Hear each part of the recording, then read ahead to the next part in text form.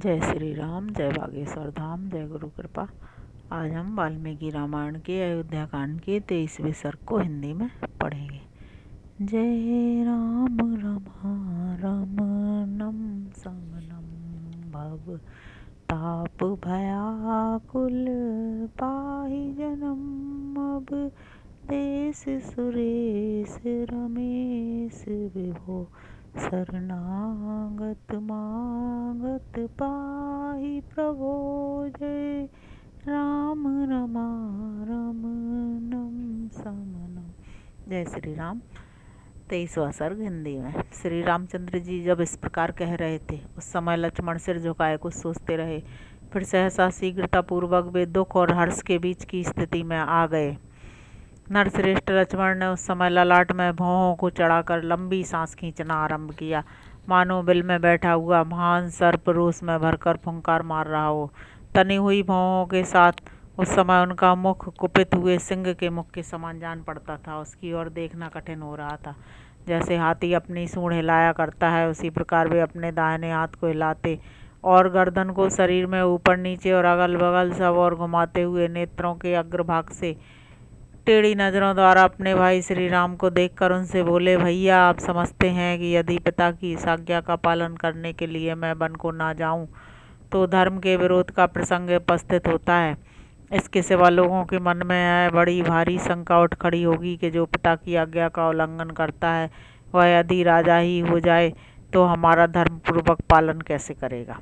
साथ ही आप यह भी सोचते हैं कि यदि मैं पिता की इस आज्ञा का पालन नहीं करूं तो दूसरे लोग भी नहीं करेंगे। इस प्रकार धर्म की अवहेलना होने से जगत के विनाश का भय उपस्थित होगा। इन सब दोषों और शंकाओं का निराकरण करने के लिए आपके मन में वनगमन के प्रति जो है बड़ा भारी संप्रभ आ गया है, यह सर्वथा अनुचित एवं भ्रम मूलक है, क्योंकि आप असमर्थ देव नामक तुच्छ वस्तु को प्रबल बता रहे हैं। देव का निराकरण करने में समर्थ आप जैसा क्षत्रिय शिरोमणि वीर यदि भ्रम में नहीं पड़ गया होता तो ऐसी बात कैसे कह सकता था। अतः असमर्थ पुरुषों द्वारा ही अपनाए जाने योग्य और पौरुष के निकट कुछ भी करने में असमर्थ देवों की आप साधारण मनुष्य के समान इतनी स्तुति या प्रशंसा क्यों कर रहे हैं। धर्मात्मन, आपको उन दोनों पापियों पर संदेह क्यों नहीं होता। संसार में कितने ही ऐसे पाप आसक्त मनुष्य हैं जो दूसरों को ठगने के लिए धर्म का ढोंग बनाए रहते हैं। क्या आप उन्हें नहीं जानते हैं। रघुनंदन, वे दोनों अपना स्वार्थ सिद्ध करने के लिए सठतावश धर्म के बहाने आप जैसे सच्चरित्र पुरुष का परित्याग करना चाहते हैं। यदि उनका ऐसा विचार ना होता तो जो कार आज हुआ है वह पहले ही हो गया होता। यदि वरदान वाली बात सच्ची होती तो आपके अभिषेक का कार्य प्रारंभ होने से पहले ही इस तरह का वर दे दिया गया होता। यह लोक विरुद्ध कार्य है जिसका आज आरंभ किया गया है। आपके सिवा दूसरे किसी का राज्याभिषेक हो यह मुझसे सहन नहीं होने का। इसके लिए आप मुझे क्षमा करेंगे। महामते, पिता के जिस वचन को मानकर आप मोह में पड़े हुए हैं और जिसके कारण आपकी बुद्धि में दुविधा उत्पन्न हो गई है, मैं उसे धर्म मानने का पक्षपाती नहीं हूँ। ऐसे धर्म का तो मैं घोर विरोध करता हूँ। आप अपने पराक्रम से सब कुछ करने में समर्थ होकर भी कैकेयी के बस में रहने वाले पिता के अधर्मपूर्ण एवं निंदित वचन का पालन कैसे करेंगे। वरदान की झूठी कल्पना का पाप करके आपके अभिषेक में रोड़ा अटकाया गया है, फिर भी आप इस रूप में नहीं ग्रहण करते हैं। इसके लिए मेरे मन में बड़ा दुख होता है। ऐसे कपटपूर्ण धर्म के प्रति होने वाली आसक्ति निंदित है।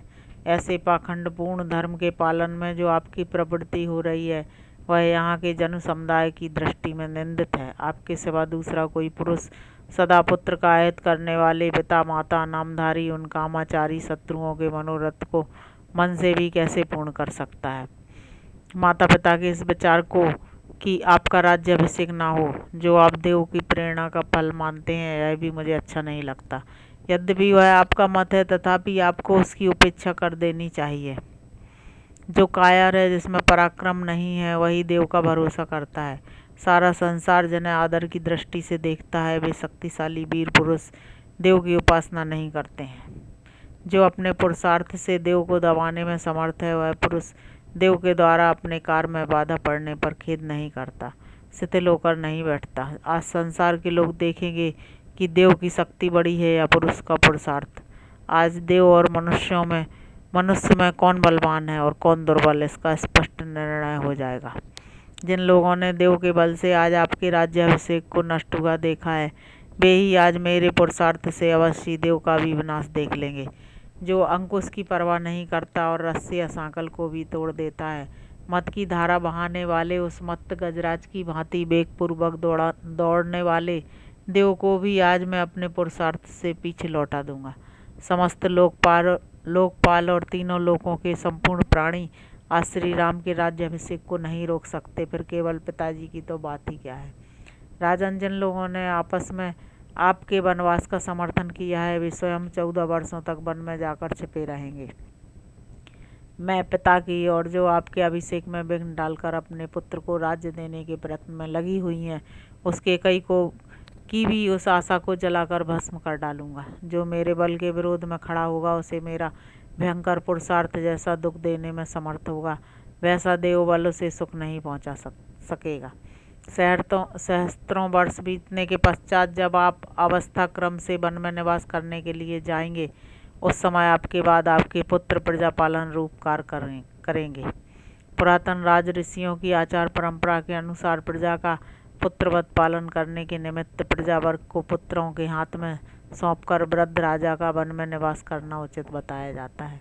धर्मात्मा श्री राम हमारे महाराज वानप्रस्थ धर्म के पालन में चित्त को एकाग्र नहीं कर रहे हैं। इसीलिए यदि आप यह समझते हो कि उनकी आज्ञा के विरुद्ध राज्य ग्रहण कर लेने पर समस्त जनता विद्रोही हो जाएगी, अतः राज्य अपने हाथ में नहीं रह सकेगा, और इसी शंका से यदि आप अपने ऊपर राज्य का भार नहीं लेना चाहते हैं अथवा वन में चले जाना चाहते हैं, तो इस शंका को छोड़ दीजिए। वीर, मैं प्रतिज्ञा करता हूँ कि जैसे तटभूमि समुद्र को रोके रहती है, उसी प्रकार मैं आपकी और आपके राज्य की रक्षा करूँगा। यदि ऐसा ना करूँ तो वीर लोक का भागी ना हूँ। इसीलिए आप मंगलमय अभिषेक सामग्री से अपना अभिषेक होने दीजिए।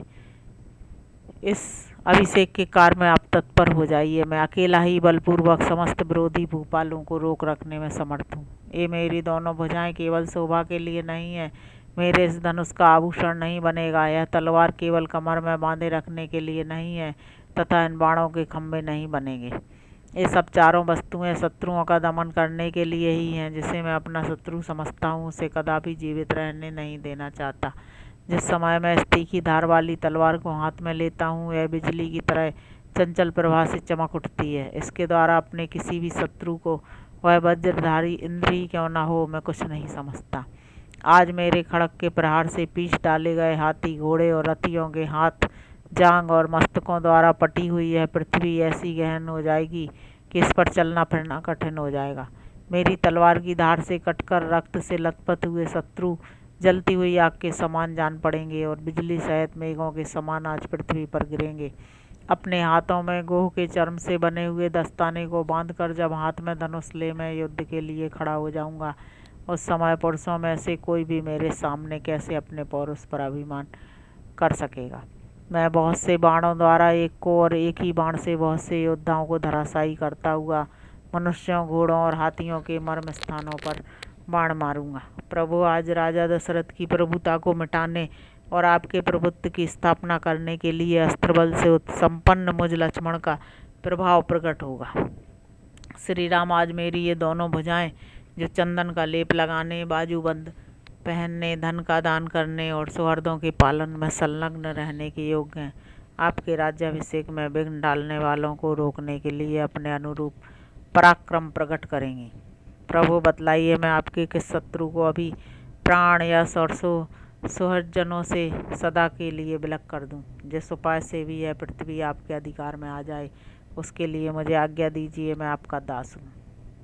रघुवंश की वृद्धि करने वाले श्री राम ने लक्ष्मण की ये बातें सुनकर उनके आंसू पहुँचे और उन्हें बारंबार सांत्वना देते हुए कहा, सौम्य, मुझे तो तुम माता पिता की आज्ञा के पालन में ही दृढ़तापूर्वक स्थित समझो। यही सत्पुरुषों का मार्ग है। इस प्रकार श्री वाल्मीकि निर्मित रामायण आदि काव्य के अयोध्या कांड में 23वां सर्ग पूरा हुआ। जय श्री राम, जय बागेश्वर धाम, जय गुरु कृपा।